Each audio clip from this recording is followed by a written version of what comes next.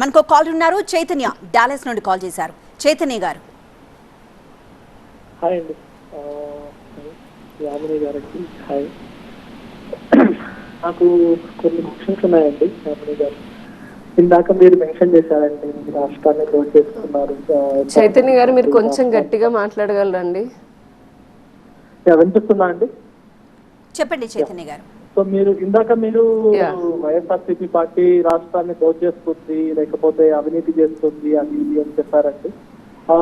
కానీ మొన్న నరేంద్ర మోదీ గారు సభలో ప్రస్తుత ప్రభుత్వం మీద ఏ ఒక్క విమర్శ చేయలేదు. చేసిన విమర్శ అంతా ఒకటే. ఏమని చేశాడు అంటే సెంట్రల్ కి స్టేట్ కి అంత సఖ్యత లేదు అంటున్నాడు. కానీ ఇదే జగన్మోహన్ రెడ్డి గారు మాకు సెంట్రల్ పూర్తిగా మద్దతు ఇస్తుంది, మాకు మొత్తం అన్ని కావాల్సిన సహకారం మాకు సెంట్రల్ నుంచి అందుతుంది అని చెప్తున్నారు. ఇవి రెండు డిఫరెంట్ కాంట్రడిక్టింగ్ గా ఉందండి. ఇంకొక ప్రశ్న ఏంటంటే, మీరు ఇంతవరకు టీడీపీలో మిమ్మల్ని నేను చూశాను, కొద్ది కాలం మీరు సైలెంట్ అయిపోయారు, మళ్ళీ బీజేపీలో ఈ మధ్య కాలంలో మళ్ళీ చూస్తున్నాను. మీ పాత బాసెస్ తో పనిచేయడానికి, పాత నాయకులతో పనిచేయడానికి మీకు ఎలా ఫీల్ అవుతున్నారు?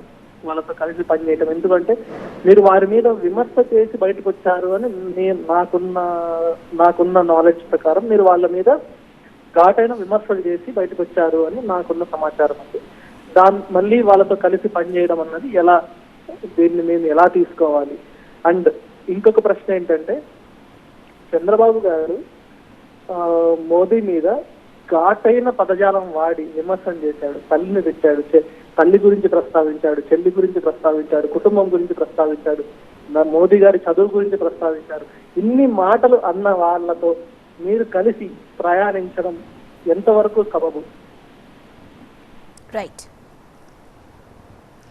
చైతన్య గారు, ఫస్ట్ క్వశ్చన్ వచ్చేసి, జగన్ గారే చెప్తున్నారు అన్ని విధాలుగా కేంద్రం సహకరిస్తుంది అన్నది. అది నిజము.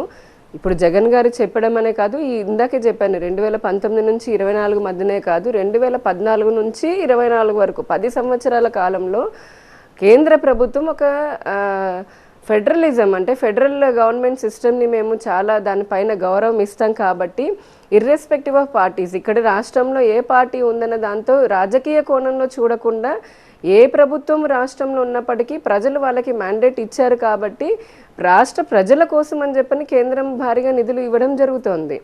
ఆ క్రమంలోనే 14 నుంచి 19 వరకు కూడా అన్ని విధాలుగా సహకరించాము.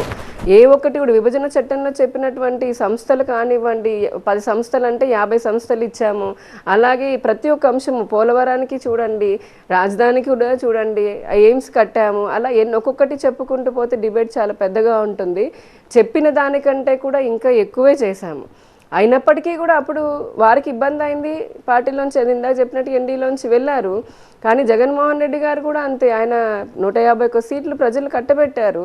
రాష్ట్ర ప్రజల కోసము, ఈ 5.5 కోట్ల మంది ఆంధ్రుల కోసం అని చెప్పని కేంద్ర ప్రభుత్వం, జగన్మోహన్ రెడ్డి గారు ఏది అడిగినా సరే ఆయన మొహం చూసో లేదంటే ఇంకెవరి మొహం చూసో, వ్యక్తుల మొహం చూసి ఇవ్వకుండా రాష్ట్ర ప్రజల కోసమని సహకారం అందిస్తూనే ఉన్నారు. ఇక రెండవ క్వశ్చన్ వచ్చేటప్పటికి, పర్సనల్గా నేను అందులోనే ఉన్నాను. ఇప్పుడు భారతీయ జనతా పార్టీలోకి వచ్చి దాదాపు 5 సంవత్సరాల పైన అయింది. ఒక ఐడియాలజికల్ కనెక్ట్తో ఉన్నాను. ఇప్పుడు భారతీయ జనతా పార్టీ సిద్ధాంతం ఏదైతే ఉందో, దాని భావజాలం ఏదైతే ఉందో, అది నన్ను అమితంగా, అలానే వీరు తీసుకున్నటువంటి సాహసోపేతమైన నిర్ణయాలు దేశ ప్రజలకి లాంగ్ టర్మ్లో ఈ దేశ ప్రజల సాంస్కృతిక, అలాగే వారికి ఉన్నటువంటి ఆకాంక్షలు నెరవేర్చే భారతీయ జనతా పార్టీ. కాబట్టి నేను కూడా వ్యక్తిగతంగా ఈ పార్టీలో ఉండడాన్ని చాలా ఆనందిస్తున్నాను, గర్వంగా ఫీల్ అవుతున్నాను. భారతీయ జనతా పార్టీ కార్యకర్తలాగా కష్టపడి పని చేయాలని చెప్పని, ఎందుకంటే ఈ పార్టీ నాకు చాలా మంచి గౌరవాన్ని ఇస్తుంది. ఇంతకుముందు పూర్వపు పార్టీలో నాకు కొద్దిగా నా పర్సనల్గా ఇబ్బందులు కలిగాయి కాబట్టి అందులోంచి బయటకు వచ్చాను.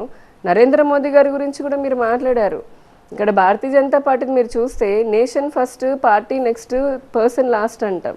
అంటే వ్యక్తిగతంగా మనుషులకు ఇబ్బందులు కలిగినప్పటికీ వారి ప్రయోజనాలకి మించి, అంటే సొంతంగా మనకేంటి, మన గౌరవం దక్కుతుందా లేదా, మనల్ని ఏమన్నారు ఏమనలేదు అనే దానికంటే కూడా ఈ దేశ రాష్ట్ర ప్రజల యొక్క అభ్యున్నతిని, వారి అభివృద్ధిని, సంక్షేమాన్ని కాంక్షిస్తాం. కాబట్టి నిన్న కూడా నరేంద్ర మోదీ గారు వచ్చారు.